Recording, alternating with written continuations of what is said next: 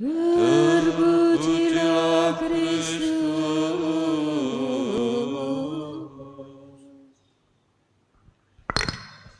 Para romo, suster, saudara-saudari yang dikasihi Tuhan, salah satu akar dosa itu adalah kesombongan dan iri hati. Dan itulah yang dimiliki oleh Ahab dan Izebel ketika dia menginginkan kebun anggur Nabot yang kita bacakan kemarin, dan hari ini adalah kelanjutan dari peristiwa itu. Dari iri hati dan kesombongan itu lahirlah dendam.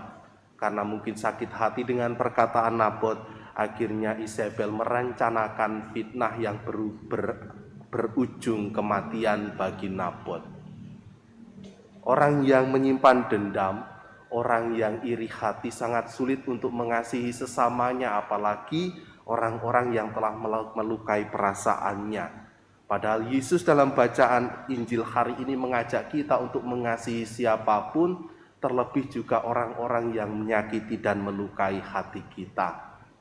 Maka sebelum kita mengasihi musuh, kita diminta untuk melepaskan dendam atau menghapus dendam dan melepaskan pengampunan. Karena orang yang senantiasa menyimpan dendam itu ibarat orang yang meminum racun dan berharap juga orang lain yang mati.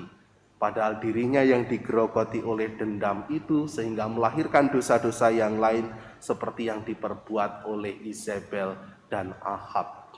Dalam sejarah keselamatan kita tahu tokoh-tokoh dalam kitab suci, orang yang sombong dan iri hati melahirkan dosa-dosa baru. Kita lihat seperti Adam, kita lihat seperti Kain yang iri hati terhadap adiknya. Kita lihat juga dalam bacaan hari ini.